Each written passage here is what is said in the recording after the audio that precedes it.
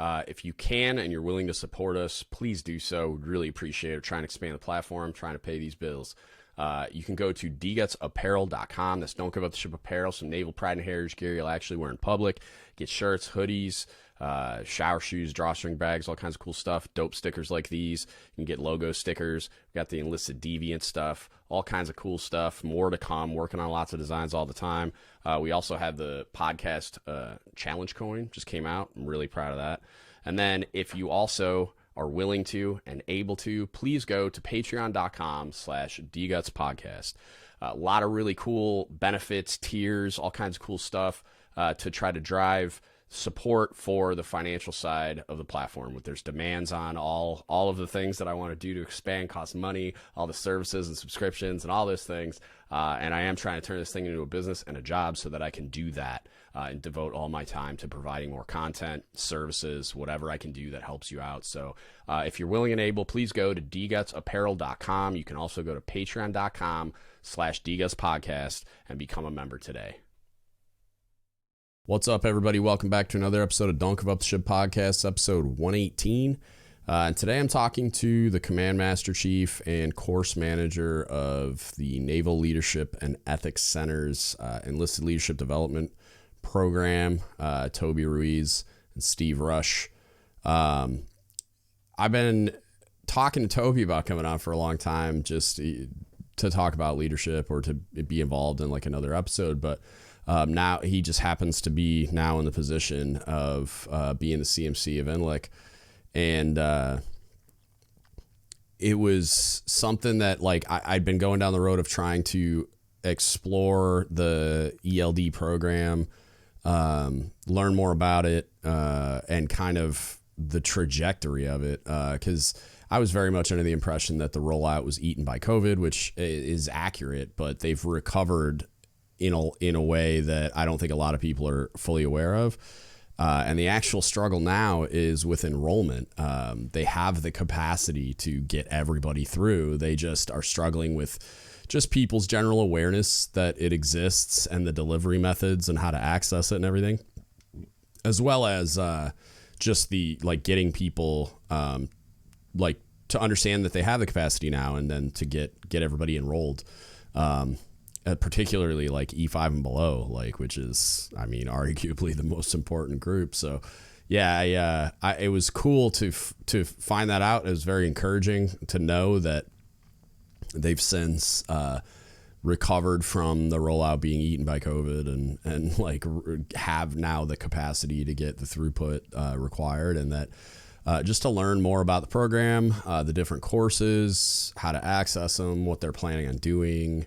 It is cool. They went through the whole origin story, a lot of the nuts and bolts of it.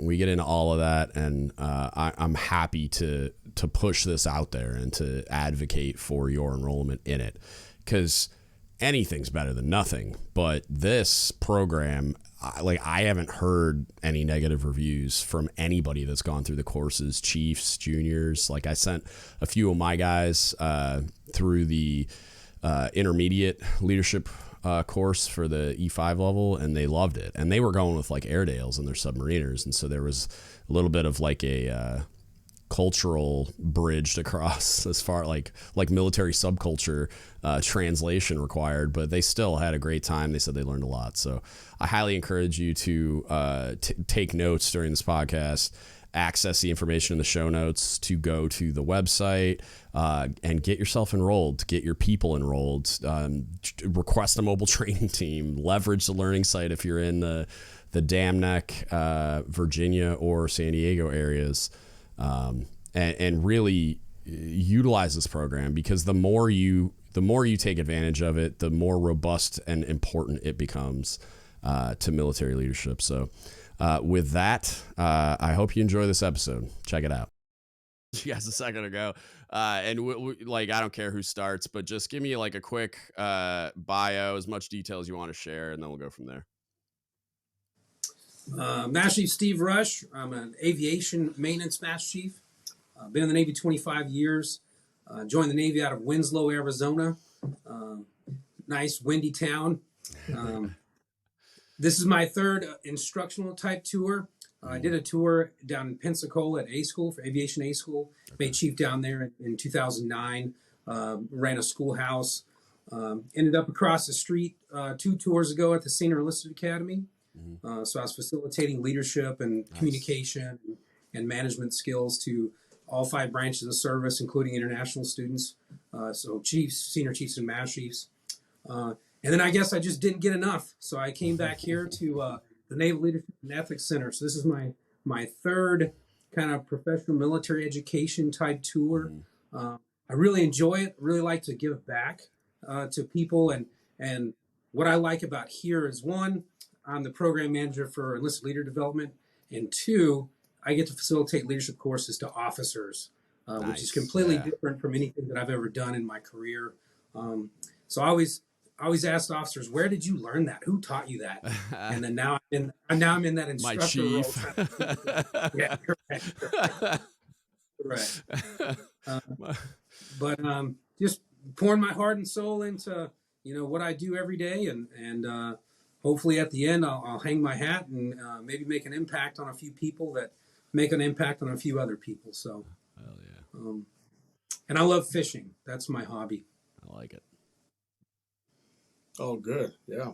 It's, I've listened to so many of your podcasts. It's good to actually finally put the face to the voice and actually have the conversation. There wasn't a face for a while until I retired. So, yeah, that's pretty good. And retired but still serving. So we all benefit from it. Master Chief Toby Ruiz. I'm the Command Master Chief here at NLEC in Newport. 32 years. This is my 2nd instructional tour. We were talking about Naval a little bit earlier before we came on camera. I was an old facilitator of the old 2nd class and 1st class leadership courses back in Coronado in the late 90s. Loved every second of that, as I am loving every second here. So was an old signalman, an old skivvy waver back in the day. Last class of chief to make it in 2003, and right after I got the brand new khakis, the new chief stink on me. The message came out and they said, yeah, you can't be an SM anymore. Pick a new job or we'll make you a quartermaster. I was like, oh, hell no, I ain't going to be no quartermaster. So luckily for me, I was a 2-time command career counselor in a collateral role. So I was able to cross over into NC for a few years before I joined the CMC program in 2008. And so I'm what's on my 8th tour across 5 different communities as a CMC. So I've been doing this for a little while. And like I said, I was going to retire a little bit later this year before an opportunity came up where I got to come up here to NLEC. Yeah. And so facilitate mainly with the CMC and COB course.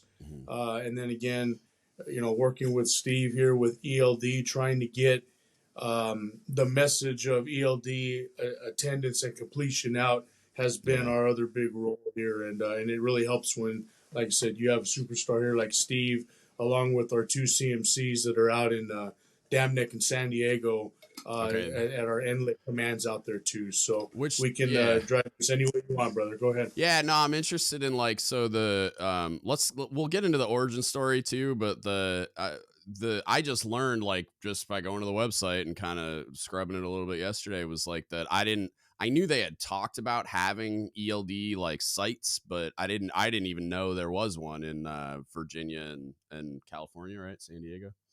Yep. So are those the only 2 sites that there are going to be, or are they going to eventually try to expand to every fleet concentration area, or how's that going to work? I don't think so. So we are the parent command, the ISIC, and those 2 commands are subordinate. So you have Naval Leadership and Ethics Command San Diego and Naval Leadership and Ethics Command Dam Neck. Okay. And we have about 50 billets at each one, so 50 khakis at each one, and their sole purpose is to facilitate ELD. Nice. And at both sites, we're running 12 classes per week. Okay. Every week there's 12 ELD classes. And we have the capability of stepping that up to about 18 per week.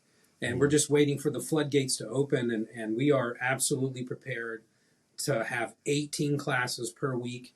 with a max class size of about 20. And then when So you that's say, a lot of students coming through. yeah, when you say floodgates, is that just people getting on and like signing up for classes in the area? Yes. All right. Like Toby alluded to a minute ago, our number one problem as far as program implementation right now is attendance.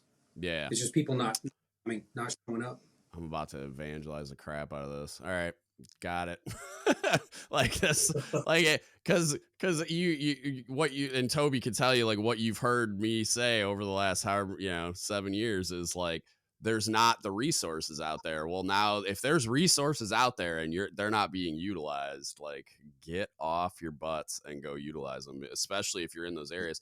And then like, what are the, besides like the flight line level, like a regional facilitator organizes a class, which you can access through the My Navy portal stuff, and we'll get into all that, but like what are the other options generally if they're not in Dam Neck or San Diego? Like how do they access this stuff?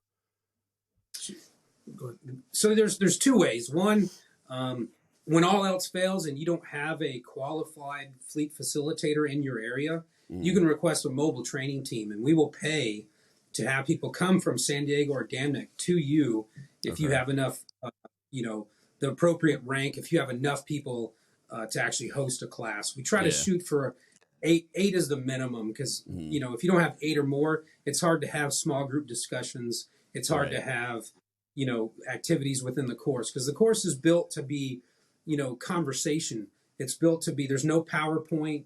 We're not clicking through a PowerPoint. These are real conversations where, a chief is talking to second class petty officers about real life problems and then giving them soft skills and hard skills to help deal with those problems. So one way is to request a mobile training team, and you can do that through our website.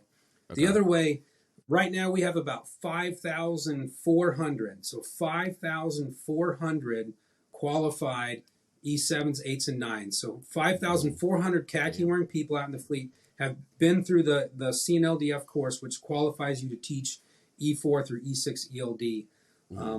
And they're everywhere. I do an ad hoc from fleet temps every month, and you name a base, we have people on that base qualified. I get lots of emails from commanding officers or executive officers, and they're like, hey, man, who on my base is qualified so I can, get them going. And then they're amazed that normally there's people within their command that have been through the qualification course. They just don't tell anybody. That was like me in the Simeo NEC. I used to just be like, I don't know. Because every command I went to, they're just like, oh, you have the school? Oh, okay, cool. Yeah. When I was in second class, they sent me through the hazmat coordinator course, and I never told anybody that I had that. Never. That's one that people are always looking forward to, man. So I wanted to just touch on, I thought I saw on the website, is there like a web option, like a distance learning option for people? Yes, but only Dam Neck and San Diego will host a virtual class. Okay. Just because not everybody's cut out to be virtual on Zoom or on WebEx. Right. But we do have a virtual class every week, and we have taken classes where we had maybe a lack of facilities for that week and converted it to a virtual class. So we don't cancel classes very lightly, and there absolutely is a virtual option. Yeah, I dig it. We prefer not. I mean, there's enough money in the tank to not have virtual. If there's enough money in our tank that if you have a need and you have the number of students necessary for us to come, we will pay and we will come to you. That's awesome, man. I love that. That's like, because like I used to be a big evangelist of like the fleet CPO training team, because like people didn't even know that was real, and I'd go to every command and I'd be like, hey, we're bringing the fleet CPO training team in, and they're like, huh? I'm like, how do you not know about this? Like, and it was super valuable, especially for the first classes. That was always the fun part, was watching the first classes have their day or whatever, and they loved it. And at first it's like they had their mandatory fun faces on, and they're just like, I don't want to do this, like, because it's a bunch of CNCs talking at them, but that's not what it is. And they loved it, and they got a lot out of it every time. So I love that capacity exists. Let's get into the origin story. I'm curious how this like all came to be, because one of the things that I don't have vision on. So I'm just going on like anecdotal experience and conversations where somebody heard something or whatever. Like how did this unfold where the Navy had this demand signal and they're like, hey, we really need to do something about this. And then this is how we're going to address it, because we went a long time between Nav lead and now, where we just had command delivered courses that may or may not have even been happening, and they were of varying quality levels. So like, I'm curious, like how did this all happen? Well, being the old guy in the room, I guess I'll start with this. It's I was there for the old stuff, but Yeah. before Navally, if you remember, back in the late '80s, early '90s. Shit, man, I was born in 1983, Yeah. so no, I don't Yeah. remember the late '80s. Right. Well, He's saying, you remember the Navy in the 80s? No, we don't. Bro, you made chief the year after I joined the Navy, so that's where we're at. there you go. All right, youngin, sit back for a lesson here. Here we go. All right. Yes, sir. No, the LMET, the old leadership management education and training course, was the 1 week course back in the day, in the 80s, before you were thought of, up until the till the early 90s. And that curriculum mainly focused just on first classes, is what we were talking about earlier. Tools for them to help prep them to become chief petty officers, move above. In the early to mid 90s is when they went from, hey, this shouldn't just be for first class petty officers. We need to expand this out to the different pay grades, and that's where the Nav lead concept came into place. And each of the classes were 2 week classes back at the time. So you had one for second class, you had one for first classes, and then you had one for chief petty officers. That went for a good amount of time, actually, from the mid 90s, I think, up until around 2008. I want to say 2008, I think, is when the Nav lead model finally disestablished. And the feedback they were getting during that time was that the fleet was telling the schoolhouses, hey, 2 weeks is too long for my sailor to be out of their commands. I need them back doing work, blah, blah, blah, and whatever that case was. And so their answer is when they got rid of the schoolhouses in Little Creek, Virginia, and Coronado, they gave the curriculum back to the fleet and said, okay, fleet, here you go. Here's the curriculum that we've been teaching, and a lot of you have all been trained up. Go live and prosper and have a good time teaching this. And of course, we all know how those went over years after that. Priorities dwindled, others were more important, and we lost that whole sense. I think from that time when CPPD took it over, this was the early 2010s now.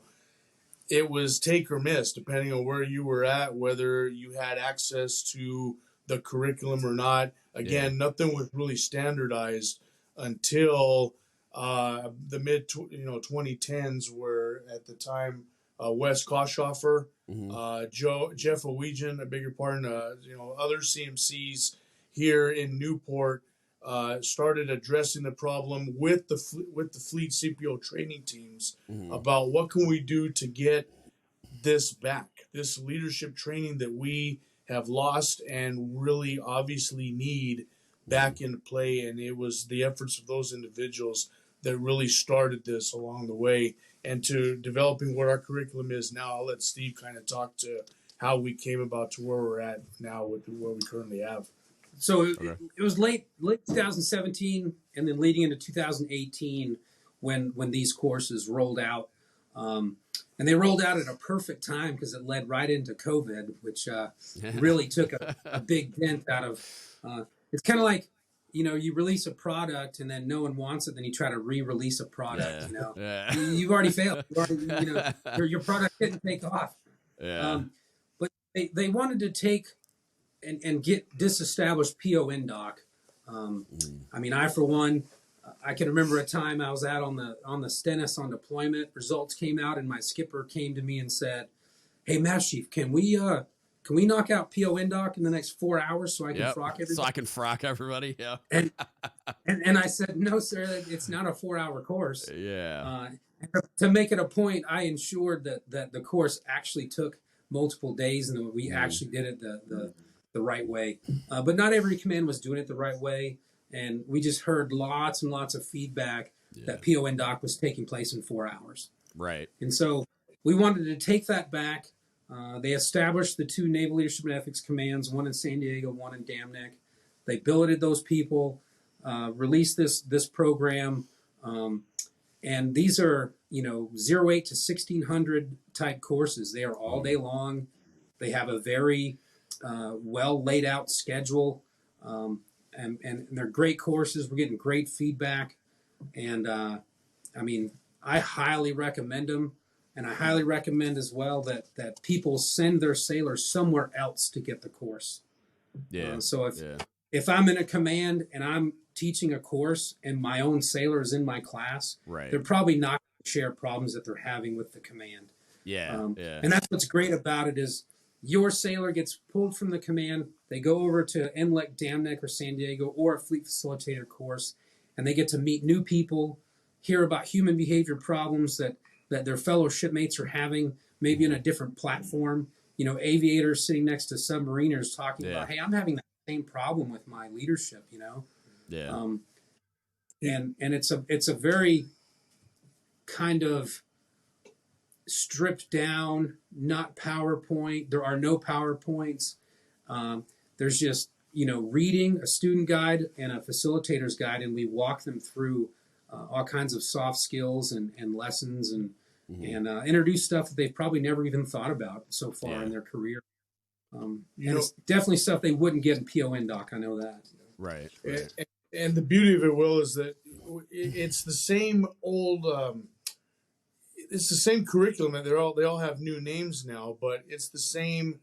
Basically, it's level training as you progress in leadership along the way. So you have a foundational leadership course. That's for your E3s, E4s. You have an intermediate, which is for your E5s. You have advanced, which is for E6, and then you have CPO, which is for your chief petty officers.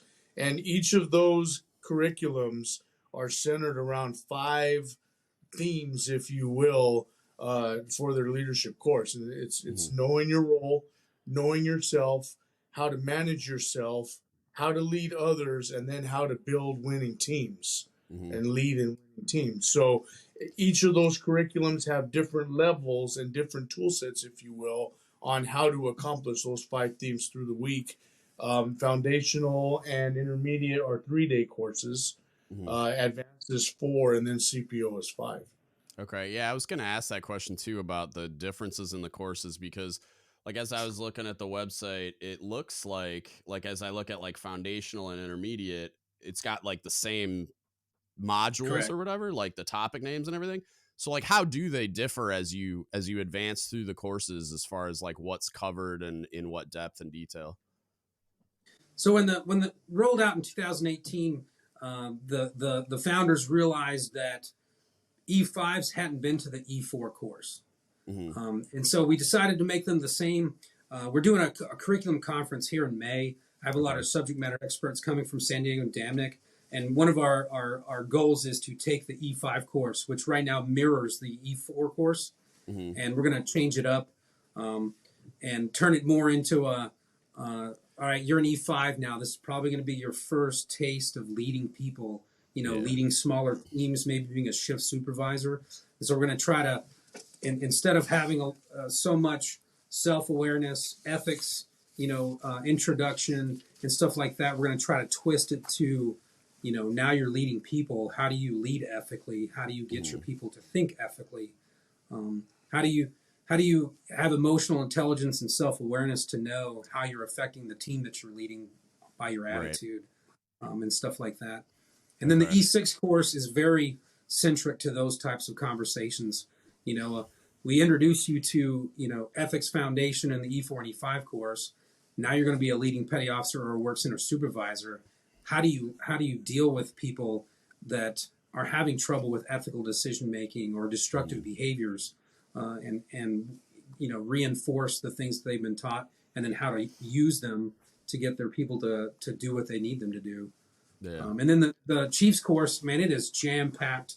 And the beautiful thing about all these courses is the curriculum is taken directly from our curriculum here at NLEC. Okay. Or the Senior Enlisted Academy. Yeah. Yeah. And so if you think about it, an E5 sitting in a classroom talking about, Dr. Kim's ethical triangle and how to make ethical choices, that same conversation could be being had right here in Newport with commanding officers and executive officers in a classroom, talking about the same, paradigms, talking about the same. And so a skipper out in the fleet walking the P-way can run into an E5 and they're talking the same language because they got basically the same introduction and same types of tools.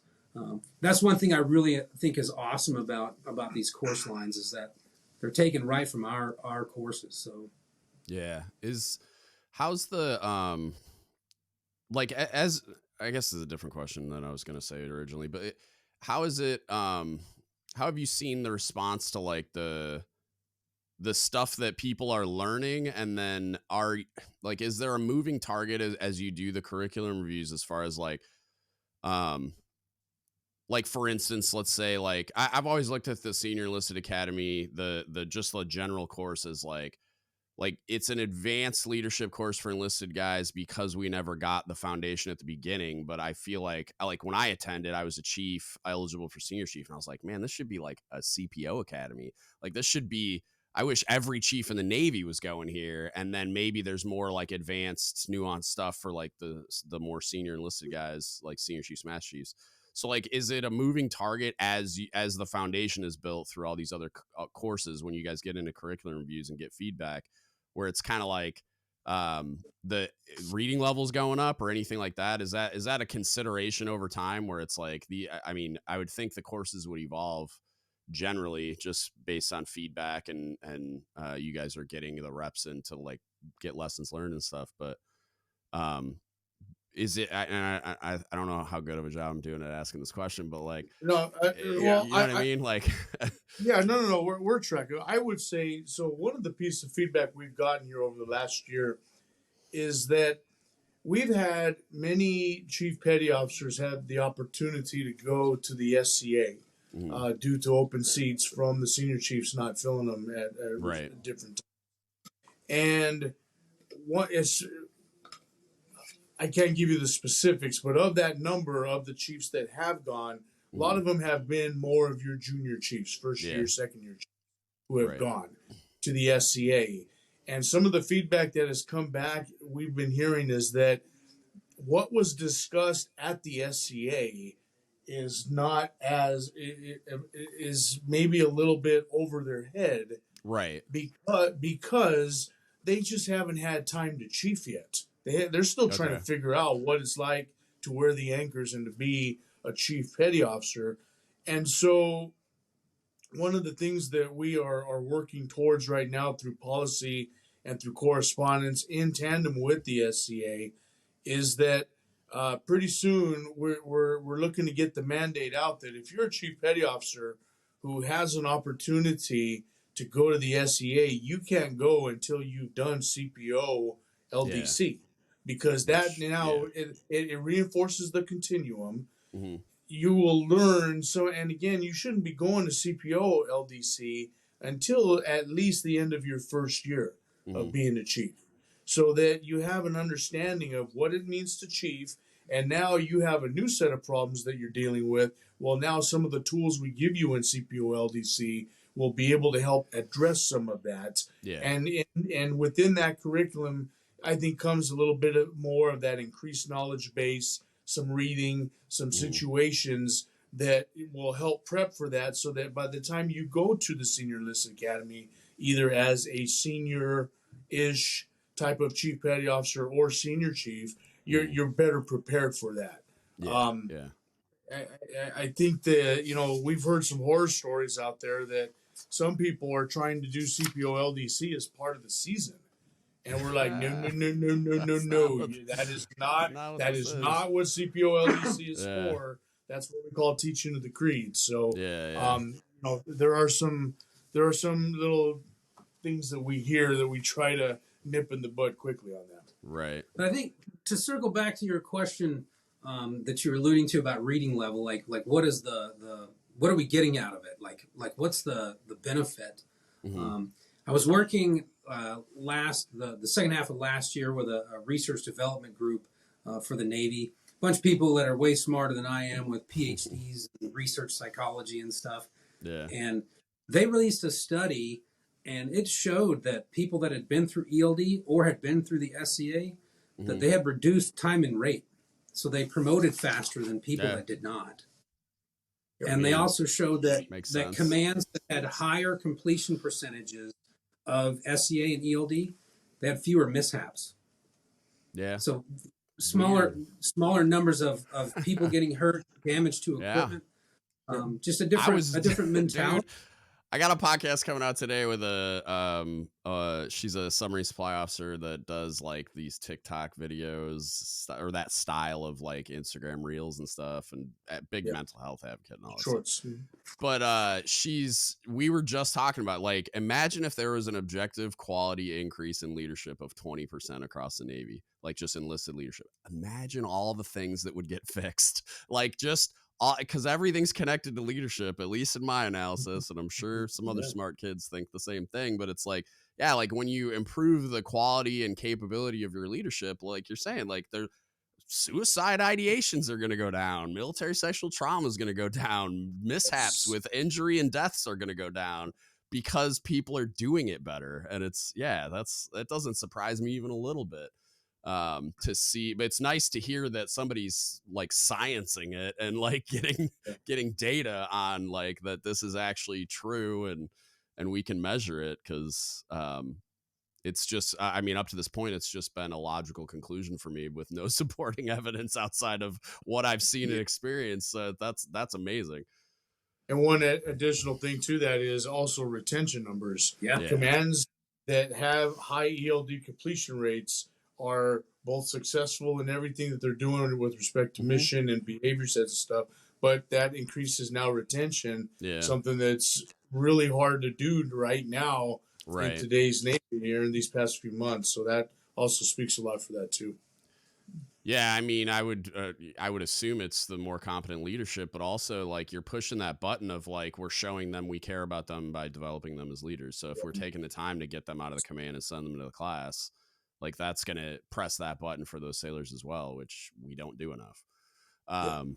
No, that's cool. What has been the response from, because I'm curious, like what's the difference in the kind of stuff that we talk about during the chief season and the CPO LDC? Because that was something that I was always curious how the mess would react to being told, hey, you have this mandatory leadership development thing you have to do now, and we're going to teach you how to be a better leader. Because it seems like a lot of people go through this process of feeling like they've arrived, and making chief kind of validates all the behaviors prior to that moment. And then going through the season makes them like they get out on the other end. They're like, all right, I'm going to go chief so hard. And then being put in an environment to be like, actually, we're going to teach you how to chief so hard. And this is how you're going to do it. So like, how has the reaction been to the students going through that class? And,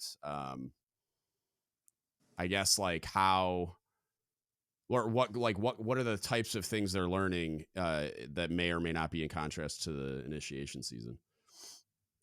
So they're vastly different. So teaching the creed, what they get during the initiation season, I think there's only one topic that's pretty similar, and that's ethical decision making. Every other topic is completely different, and we made it that way on purpose. And feedback we're getting, so Dave Plouffe is our curriculum guru here, and I have him once a week pull all the surveys from our website, and he emails them to me, and I go through them. And circling back to an earlier discussion about the E4, E5 course, that's the only negative feedback I ever have read, where somebody said, hey, I went through E4 ELD, now I went through E5, and they're the same. Outside of that, all the feedback is wonderful. It's positive. People are saying they love it. And then the chiefs that actually get qualified, they love it too. I mean, they're like, man, this is amazing. Like the material that's being taught here and the discussions that are being had are amazing. And I think the instructors learn just as much about themselves from these E4s, E5s, and E6s as they're facilitating. You know what I mean? Yeah. And so they gain a lot from it as well. But overwhelming good feedback, and Awesome. the teaching the creed, what they get during the initiation season, completely different.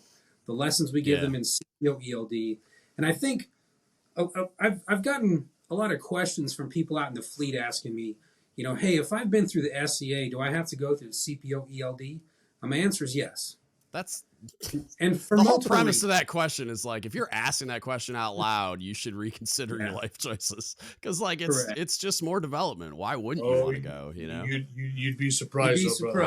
I wouldn't be, honestly. And like I when I went to SCA, man, it was like 70% of the people there were there to check a box of it becoming mandatory eventually to make Master Chief, and I was just like, or hear me out, like you could leverage this learning opportunity and like go like look around. I was at all the lectures of opportunity, I was asking all the questions, I was interacting with all the people, because it's like it was like crack to me. I was just like, finally, like leadership development, and like I just wanted to soak it all up. So like it drives me nuts when people react that way, but it's unfortunately not surprising. Yeah. And I think too that you know, you get 15 chiefs in a room facilitating leadership discussions, right? Those chiefs are probably having similar problems. They're probably pretty close as far as leadership level and what they're responsible for. Some might have more, some might have less, but they're pretty close. If you take those same chiefs and you throw them into a class of 144 students at the SCA, well, if you're a chief and you're sitting next to me and I'm just now going through the SCA, we don't have the same things that we're going through in life. We don't have the same leadership problems, you know, and even a senior chief sitting next to chiefs. I mean, they're probably not dealing with the same issues. And so that's why the chief ELD is so valuable, because they get to share problems that they're having together, and then get skills that they can go back to their job. And I like it because, you know, you go through the initiation season, you put on your khakis, and I always told chiefs, you know, when the real training starts, it's the day after your pin and you show up to work. Yeah. Because they'd always ask me, Master Chief, how come you're so quiet during training? And I said, you know what? I will train you after you're pinned. Because when you show up at my couch to eat a piece of candy and we start talking about the problems you're having, you're going to realize real quick when the real training begins. Yeah. Well, after they've lived that life for about a year and then they go to CPO ELD, I just think it's super valuable to bring that experience. Okay, now I've worn khakis for a few weeks. You know, these are the things I'm seeing, and these are the things I need help with. And hopefully it reinvigorates them as well to why they're wearing khakis, and the more chiefs we can remove that, you know, I have made it and my pictures on the wall, the more we can remove that, and the only thing you're entitled to is to lead people and lead them well. That's the only thing you're entitled to, in my opinion. No, I 100% agree with that. Is there like any way that you all are? I mean, I imagine the answer is yes, but like, how, I guess a better question would be how. Is there like a measurement for like post NLEC ELD participation? Like, how are we measuring like the success of the curriculum, I guess? Like, and I know you mentioned some of the metrics that you've seen go positive with like retention and everything, but is there a way that you kind of, besides the feedback mechanisms and surveys and stuff, that you're able to kind of, I don't know, like measure are we successful? Is this hitting the way that we intended to? Are we objectively increasing the quality of our leaders? So, to be honest, I don't like that question at all. Because we get the same question, you know, about our command course, you know, the XO, CO, CNCs, and, you know, is it making a difference? Is it causing fewer COs to get fired out in the fleet? Right. And I mean, that's a really hard question to answer. For sure, yeah. And I mean, I have thought about doing like a post-alumni survey, like maybe, you know, solicit people that graduate this year and then contact them next year. Yeah. And ask them questions like, do you remember this about the course? To even see if they even remember the concepts that we taught them. and then get their feedback. Hey, have you any of the skills that you have been taught? Have you used it? Yeah. Well, that was kind of what I was getting at, I guess, is like the talking to them about like getting feedback and saying like, okay, how useful was it? Because like you enjoying the course is very different from you being able to apply these skills in real situations. So like, is it and maybe like I don't know how you'd compare and contrast besides just talking to them about like how they would have interacted in that situation prior to attending the courses. But yeah, that was kind of what I was getting at, was like, how are they using these tools out in the wild, and are they working and stuff like that? One of the tough things about teaching leadership is that those are all based on educational and philosophical objectives, which in some cases are not measurable other than, are you using the tools? And so something what Steve was talking about with, hey, are these tools useful? That's probably about as much data as we'd be able to use to gauge to see, are we on spot with helping you identify and solve problems on the fleet? Or if not, then what else could we do? What are you hearing? Other research on things that we can do a little bit better on our end. Yeah. How are we doing like with throughput? Like, is the capacity there? Like, it sounds like it's there, but like, well, I guess so. Capacity is probably a better question, because you guys already said like the struggle is getting people enrolled at this point.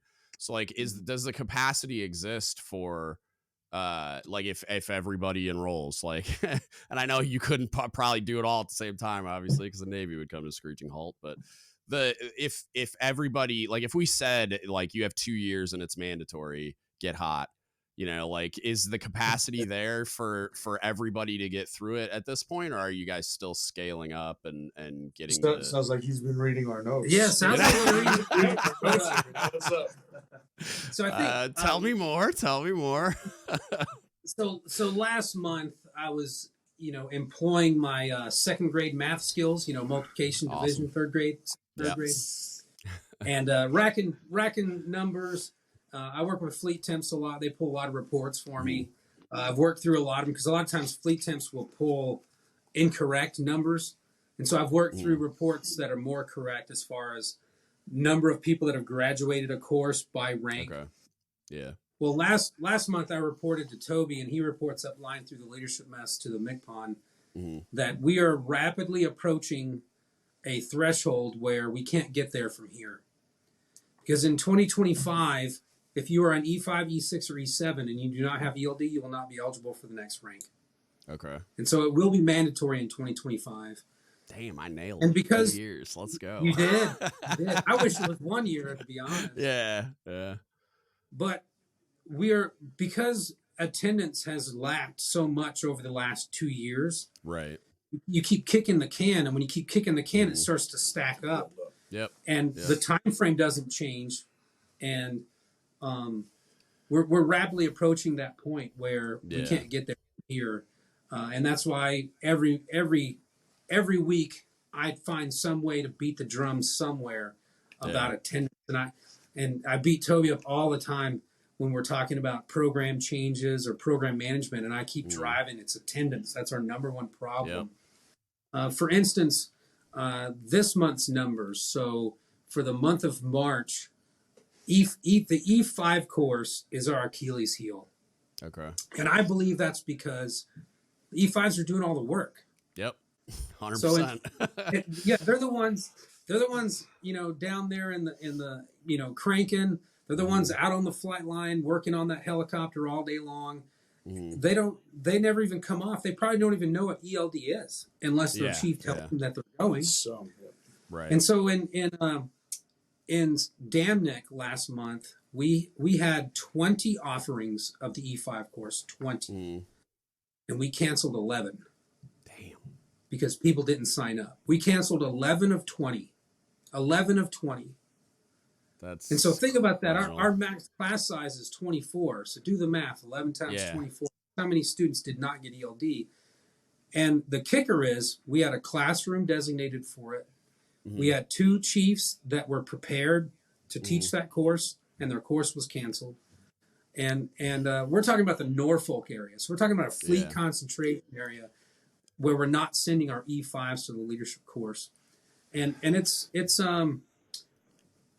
our numbers are for each rank, the percentage of each rank that has completed ELD, it's about 10% or less for each rank right now. Is it are you looking at like because of the manning issues that exist with retention and recruitment numbers being low, is it kind of like, look, we'd love to, but I need the C5 on the deck plate doing the thing? Like, is that kind of where we're at right now? Or is it just lack of awareness and just making it happen? I can buy that argument to a point, but I'm, for an E5, I'm asking you to give us that E5 for 3 days. Yeah. If you can't give your E5 up for 3 days over the next 2-year period, then we are really doing something wrong. And the problem is, again, this has been ongoing for a while. We've had this for a few years in place now. And, the mandate message came out in 21, and we're looking to supplement it here in a little bit with the new NAV admin that's going to reiterate those 25 dates coming. So, I get it. I can't support it right now. I got to go on a deployment. I got to go a mission set. We're going to go dark for X amount of months. Okay, I get all that. Yeah. But you can't tell me that within the year and again, a little bit of planning is all we're asking here to get those people to the course. And it's funny because let's take the other side of this. Let's talk about our Chiefs for a second. So Chiefs need that 25 deadline because they won't be up for senior chief for fiscal 26 if they don't have it completed in time. Our March report from DAMNEC of the classes that we have held there, 100 available seats, 92 of our chiefs went to LDC in order to meet that. So they're going. Yeah. First classes, are doing better, but why are our junior folks not going? Because the first classes and chiefs are trying to get promoted. Yes. So and they're aware. And what I am dreading, but it may have to take something this extreme. I don't want to play the I told you so game. Yeah. But I think that we have to make the point known that, hey, this is real. This is legitimate. We are trying to reestablish the importance of leadership amongst the ranks, and that you have to go. This is serious. We got to get them through. Yeah. And there's a pretty big disparity too. Like I can pull TICOM reports, so I could pull AirLant, and then I can look at each command within AirLant and who has large numbers of ELD completions and then who has small numbers. And there's a big disparity, and I think it's one, lack of awareness, lack of knowledge, and then two, just like you're saying, you have that manning deficiency. You're sitting at 60% manning. You're in 3-section duty, and it's easy to say, hey, it's a zero sum. If I send them to ELD, then this doesn't get fixed. Yeah. But I go to if you're in a command with 60% manning, and the Chiefs list comes out, whether you're at 60% manning or 90% manning, all those selectees and chiefs, they disappear for 6 weeks. Yeah. And so if we can disappear for 6 weeks, how can we not let our E5 go for 3 days? And if it's your E6, I look at it this way. Hey, man, you can't let your LPO go? Well, guess what? You were an LPO at some point. Go play LPO and send your LPO to Exactly. Yeah. I forget where I was going to ask a more specific question, but I am totally going to rat out the submarine community. Let's bump these submarine numbers up. So 2 crew submarines, like half the time they don't even own the submarine. And I can tell you right now from personal experience, like they have time to run a 3-day course. I think part of it is probably because this was a kind of a question I have too, is like, how do you like, I know you can go through the My Navy portal system to find out what classes are available or whatever, but like, how would somebody go about, like, let's say you guys I'm going to go talk to these submarine commodores and be like, hey man, your off crew building should be running this course like once a week.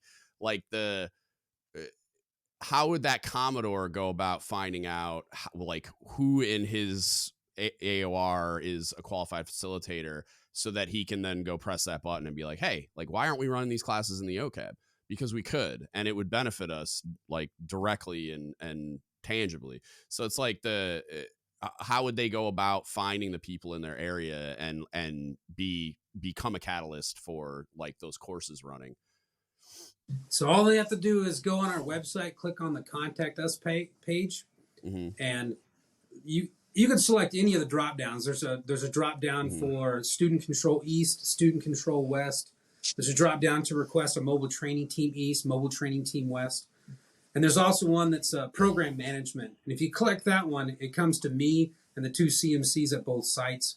Okay. It really doesn't matter. Just pick one, email us, and put in the comments section, hey, I'm at this place. I want to know who's qualified, and we'll send them the report.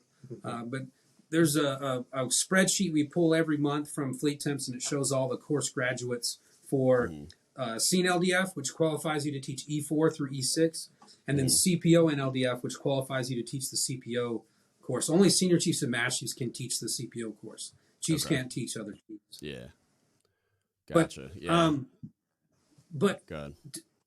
I want to correct one thing. We're no longer on My Navy portal. Oh, my bad. So we're now using. How do you? Yeah, we're now using a Flank Speed SharePoint that we just went online last week, and it's the link is on our website. If you go under Fleet Facilitated Course, you can click on the Flank Speed SharePoint.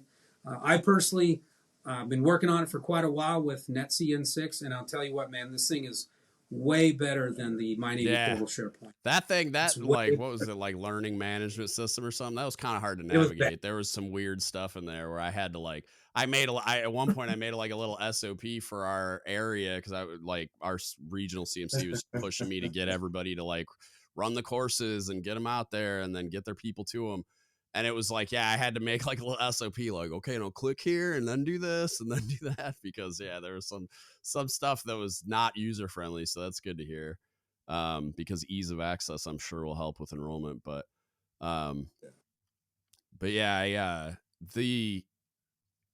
as far as like the getting more people in there, like what kind of things are you doing? Because you mentioned like you're doing something every day to try to drive enrollment. Like what are some of the things that you guys are doing as far as like trying to get the word out? I mean, besides this right now, which hopefully this helps quite a bit, but what are the tools that even at your disposal? Because that's been one of the things I've always been frustrated about, all the way back to like I did this episode on the Navy app locker a long time ago, because like no one knows it's real. And it's like, there's some stuff in there that's pretty useful. I mean, some of it's not the most user friendly and some of them are a little clunky, but I mean, there are tools in there that can be really, really useful. And it's like, no one even knows it's real. And I don't know like why the Navy misses the mark so often on like just getting things publicized in a way where like, it's blasting out a nav admin doesn't do it. Like I'll get that, but like a junior sailor's not reading nav admins. So like what are some of the mechanisms you guys have been using to try to get the message out? Well, more recently, social media is a big hit now. And so between all the various Facebook pages that are out there, both CPOs and others, I've also posted on, I've dwindled into Reddit. I was already kicked off Reddit for a couple days. You got kicked off Reddit? I personalized. You're supposed to stay anonymous. And I'm like, hey guys, I'm the CMC of NLEC. Have you done your ELD? And they're like, get out of here, man. Oh, that's so stupid. They let the MCPON freaking PAO in there, and they're totally. No, I was gonna go there. I just opened my can of shut the hell up and just went on. Dude, we'll talk after. I know some of the mods. I think if you had talked to the mods first, they probably would have been totally fine with it. But I'll talk to some of the mods because that's stupid. Yeah. And that it's all good. But again, trying to get to the sailors where the sailors are at. Because you're absolutely right. Nav admins. People who should be reading those things are not. And trying to get those communication bits down. The video shorts now are a big thing, whether they're Facebook Reels, whatever. We're trying to get big Navy leadership to also get in there with something like this. Because again, I've always been a big fan of the thought that, if it is of little interest to somebody, say the CNO, the MCPON, the Chief of Naval Personnel, if they make a mention of it in a very small capacity, it becomes fascinating to everybody else.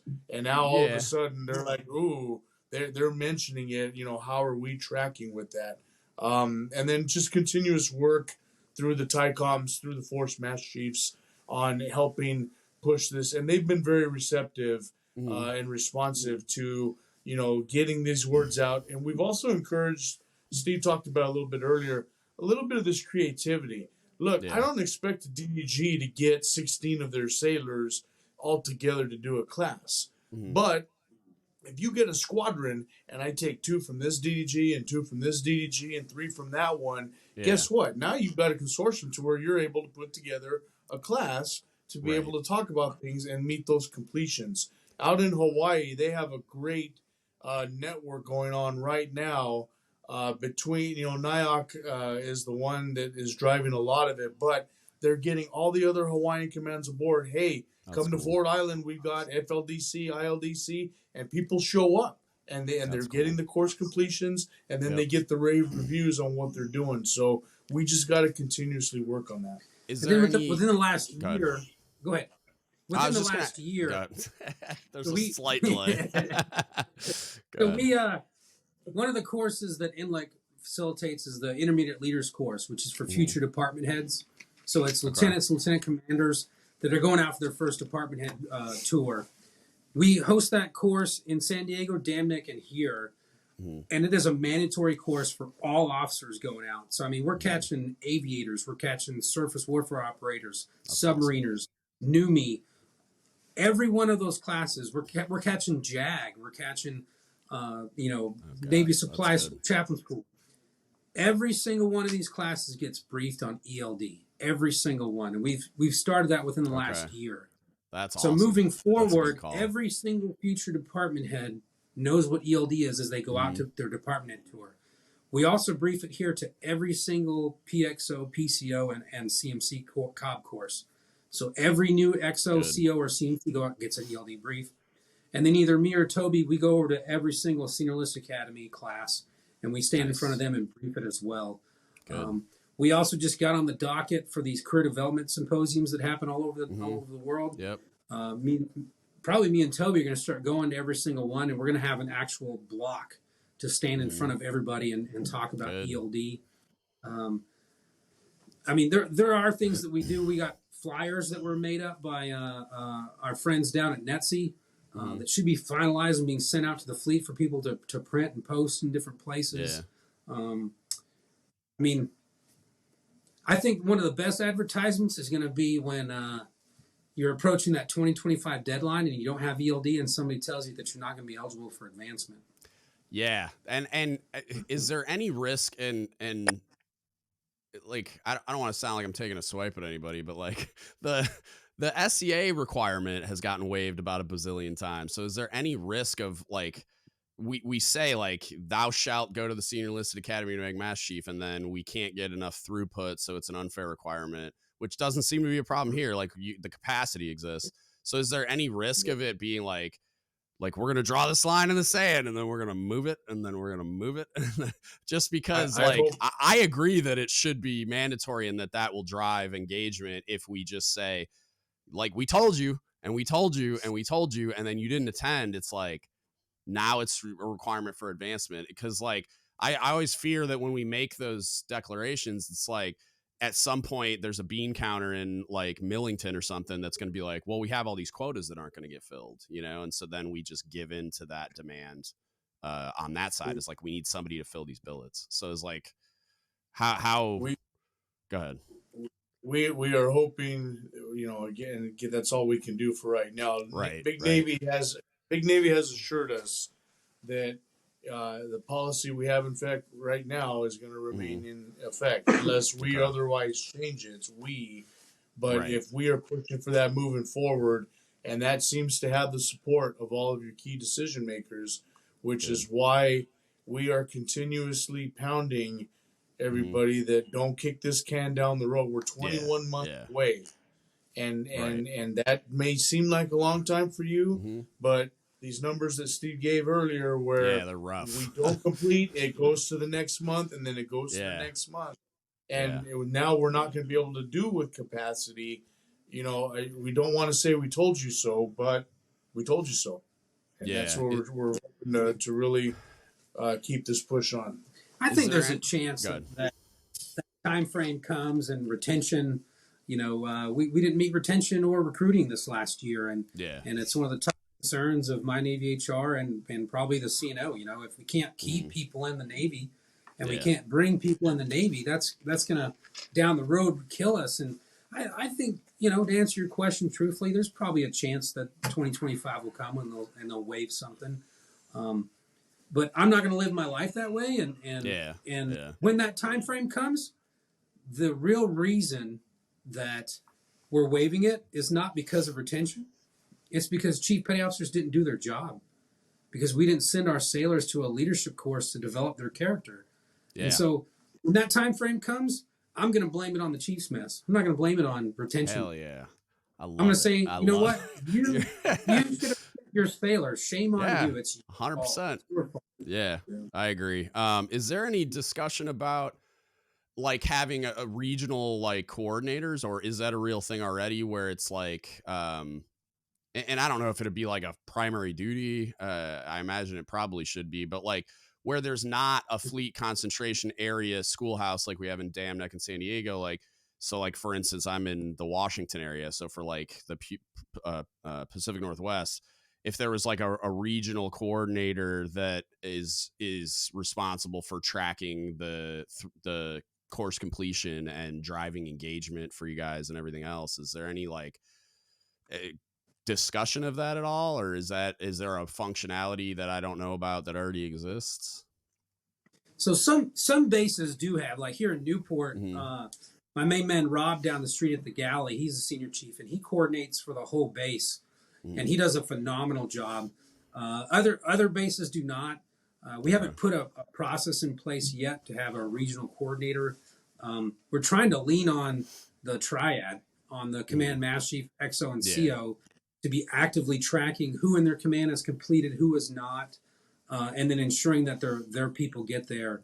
Because I believe it, because at the end of the day, in 2025, if you're going to tell a sailor they're not eligible for the exam, it should be the skipper telling you that. Like, sorry, but 3M was more important, and you're not going to advance this cycle. I sabotaged your career so you could do that maintenance. Yeah. Correct. Yeah. Okay. And then the other thing I was going to bring it up earlier, but we kept going this direction. Are you guys, I just learned about this when I was talking to Alexis the other day. It's called a Navy Digital Ambassador Program. Are you familiar with that at all? Apparently it's through Chinfo. It's a real thing. I just learned about it. I don't know how big it is, or like that. From my understanding, I think there's like 9 of them right now, but she's one of them. And it's like people in the space with large followings. So like she's got an enormous following on TikTok and Instagram for her, all the reels she does. And it's like they're utilizing them to kind of get the word out about certain things, like programs or whatever. And they're doing it in a way where it's like they're allowed to just speak on it however they want to speak on it without anybody like manipulating their content or anything. But like she would be a good one to leverage to get the word out. I mean, I'm not actually one of them, but I just learned about it. But like people like me as well that like can plug this stuff to get the word out in that space, because one of her posts travels really far. And so like those, I would encourage you to, and I'll give you her contact info when we're done. Just don't let me forget, because I had my brain cooked.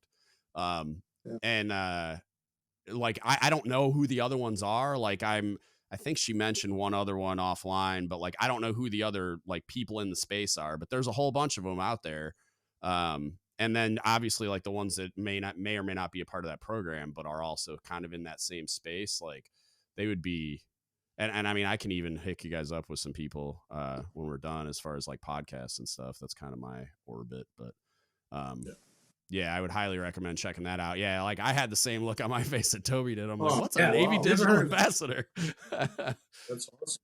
Yeah, yeah, I had no idea, but thank you for sharing that. We're definitely gonna look into that. For sure. Yeah, I reaching them where they are is the move, I feel like, and leveraging those types of things to get, because even you see recruiters doing that a ton. Like I follow a ton of career recruiters on Instagram and stuff, and they are super adept at leveraging social media to get the word out, at least, if not actually. I'm sure it helps with recruiting numbers too, but yeah.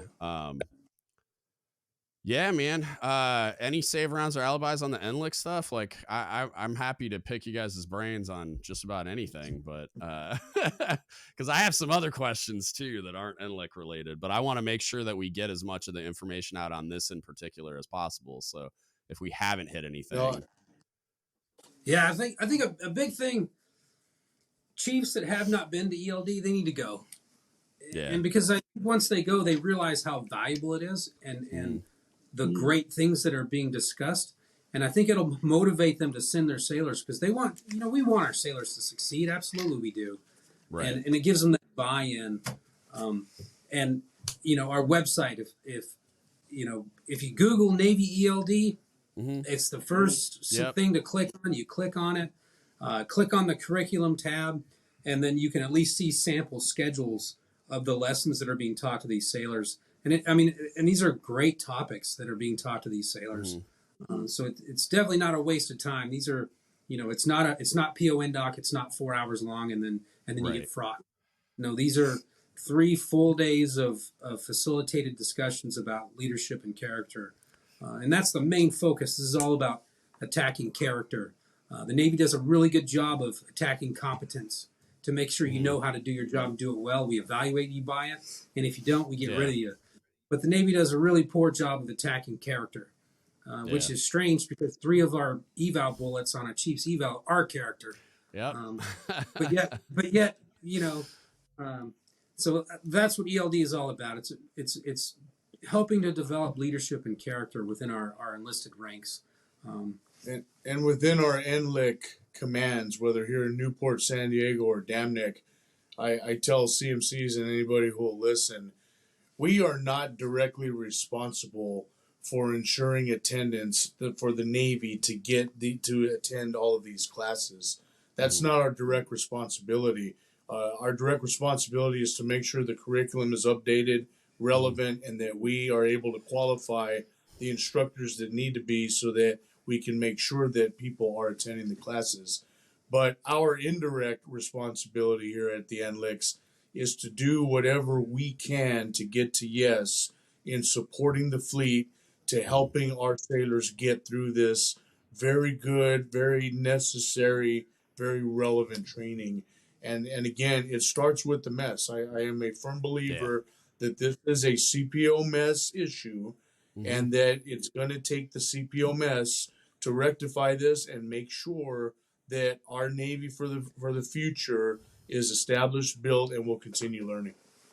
Yeah, I 100% agree, especially with the mess is the way that this gets solved. And I can tell you from doing this for as long as I've been doing it, and the appetite that Chiefs have for like my content and the interactions that I have, where they said what a difference it made and all that kind of stuff. It's like that should drive them to evangelize ELD to the maximum extent possible, even if for some reason they went through a class and didn't think it was that great or something, which I've never heard anything negative about a course experience from anybody I know that has gone through it. But it's like, even if you think it could be better, or even if you think that like maybe it's not like exactly what it should be, it's what we have, and it's really good from all the reviews I've heard.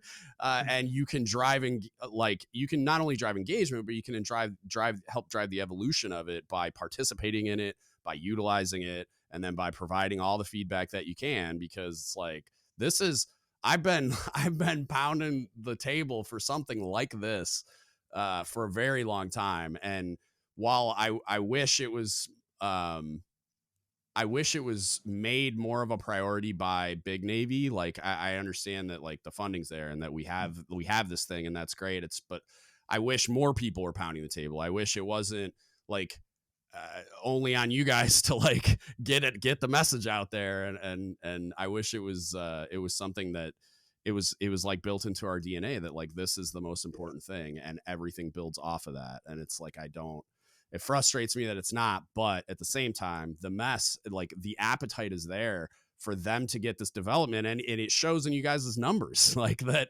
they're coming to get the training. So it's like, how dare we not get our E5s through? Like, are you like, your primary duty is to train your relief and take care of these people. So start taking care of them. So yeah, you will get nothing short of an evangelizing process for me on this, and I'll get as many people involved as I can because it's too important. It just is. Like it frustrates me that it's like the universal recognition doesn't exist because it feels so simple and obvious to me, but you know. And if there's ever any questions or anybody wants to talk, vent, improvements, ideas, we're always open. We're not going to turn anybody away. You know, awesome. Those conversations need to be continuously had. And if for some reason there's a feeling out there that we're not cutting it for whatever reason, we need to hear that too, so we can get better. Right. Again, our sailors deserve nothing but the best from us, and that's for everybody in general here.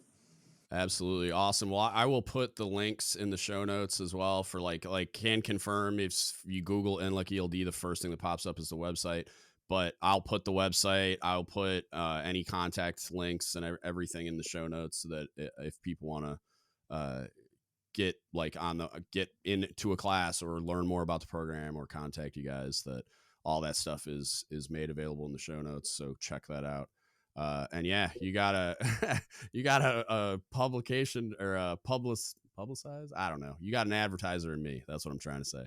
I will definitely be talking about this robustly just because I think it's too important not to. And it's cool. Like, I'm really glad we got to talk because I was under the impression that like a lot of this stuff, like having left the Navy when I did, it's almost like frozen in time in my mind. So like when I was leaving, it was like COVID ate the rollout. I haven't heard much about it. I even got tasked by my CMC at a flag command to like almost be like an informal coordinator for our region. And it was like pulling teeth. And then we got a little bit of traction. There were some dudes at the training command locally that were trying to get a bunch of people through, but like weren't communicating with us. And then I kind of found out by accident. And then we kind of all got together and tried to do it for the whole area. But in my mind, it was like the rollout had been eaten by COVID and I hadn't seen much inertia since. So it's cool to learn about all this and help get the word out that like, no, the rollout, it has happened. The capacity is there. Please, for the sweet love of God, come leverage this because it's there and everything's ready and waiting. So that's awesome, man. I'm really excited for the future of this and the future of the Navy, just to see like how it improves everything and how it evolves and stuff. So I really appreciate you guys doing this. Thank you so much for your time. I'll let you guys know when it's going to come out and all that jazz, but this was awesome. Appreciate your platform too, brother. I've been listening to you for a while. You've been doing excellent with this, and glad we were able to do this. And any other, future talks you want to have on anything, man. You're retired but still serving, and we really appreciate it, man. Hell yeah. Thanks, gentlemen. I appreciate it. All right. I hope you all enjoyed that. Had a good time talking to those gentlemen. And learning more about NLEC ELD. Like, it's something that I've talked about, having only read source documents. I reviewed the curriculum pretty thoroughly. I tried to get into some of the facilitator classes to get certified to facilitate it. And it just kept conflicting with work stuff when I was still on active duty. So I never got to go, unfortunately. But I can't tell you, like, every single person I've ever talked to that's interacted with the program as a student or a facilitator loved it. They all think it's great. It is a giant step in the right direction, and I'm encouraged that they're taking it as seriously as they are. They're working hard. Like, coming on my podcast was an attempt by them to get the word out.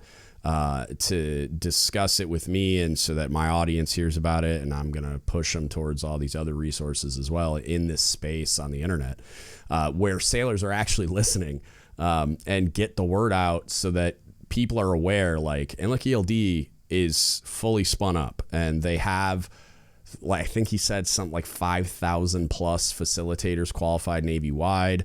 They have the actual like schoolhouses, the NLEC like commands in Dam Neck, Virginia and San Diego, California. So you can go to that schoolhouse and they'll teach you if you're in those areas. You can request a mobile training team.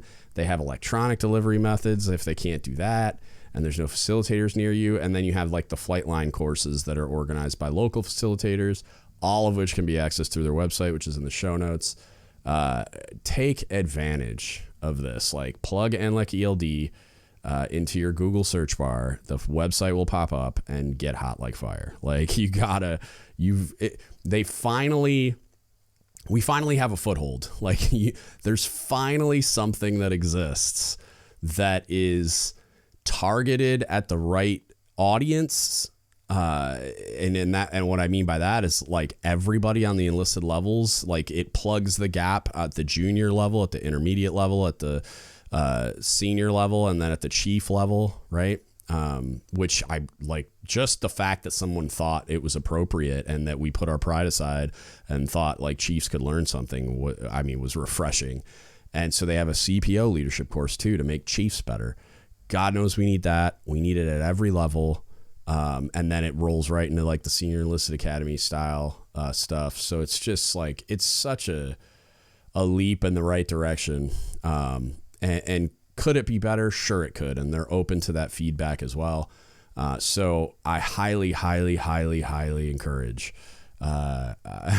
every single one of you that's in the position to do so, like on active duty, go leverage these, go take advantage of it. Because the more demand they have, the more robust it becomes, the more support they get.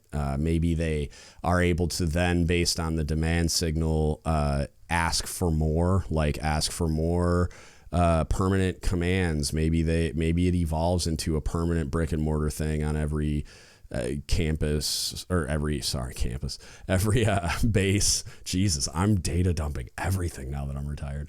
And then, hopefully, like maybe it even evolves into like a Navy community college, electronically delivered curriculum as like another extension of the program. Like, hopefully all of these things become true, and it just grows and grows in importance and capacity and, efficacy based on the demand signal. So go create a demand signal. Like, go encourage your people to create a demand signal. If you're in a leadership position, start enrolling your people as soon as you possibly can. I understand manning and recruitment being what they are. It's going to be harder than ever, but they're trying to make it easy. Like, there's local facilitators, there's mobile training teams, there's electronic delivery.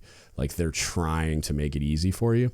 So work with them. If you're in a unique situation, like, contact them. Maybe you schedule the mobile training team. Maybe you figure out a way to send somebody TAD later or whatever. But take advantage of NLEC ELD.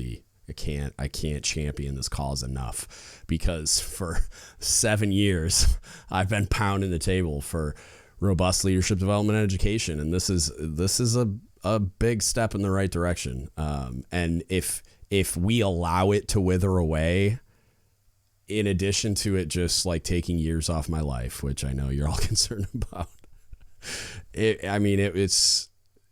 proves the point to the hierarchy or the bureaucracy that it's not as important as I'm saying it is, and as I know all of you feel that it is. So create the demand signal, validate the need by utilizing the resource. And with that, as always, if you need anything from us, hit us up. Don't give up the ship podcast at gmail.com. You can Facebook message us, Don't Give Up the Ship Podcast, or you can DM us on Instagram, Reddit, Discord, at DGUTSpodcast. If you want to support us, go to dgutspodcast.com. There's a donate button on the website, or you can click the shop button, which will take you to Don't Give Up the Ship apparel. Get yourself some Naval Pride and Heritage gear you'll actually wear in public. It's at dgutspodcast.com. And then probably the best way, patreon.com/dgutspodcast. There's 5 tiers to choose from, a lot of cool benefits. If you can and you want to support us in that way, please consider becoming a patron at patreon.com/dgutspodcast. If you can't spend the money, I understand. I get it. Like, times are tough. Everything's expensive. So I completely understand. But if you want to support us and it doesn't cost any money, just like, share, subscribe, review on all the platforms for all the things, right? Subscribe to the podcast, review us on iTunes, subscribe to the YouTube channel, share the videos, share the link to the podcast, all that stuff. Follow us on social media, blah, blah, blah. Like, it's a cost-free way to support the podcast, help get the message out. Like, we really appreciate anything you can do to support us. If you want to and you're willing to, please consider doing all those things. And that's it. That's what I got for you today. Thank you so much for listening, and don't give up the ship. Hey, shout out to our level 5 patrons, Victoria Livingood and William McIver. We really appreciate you. All our other patrons, you're enabling us to do this thing, and your support means everything. Thank you. Please hit the like button, drop a comment down below on what you thought, and subscribe to the channel.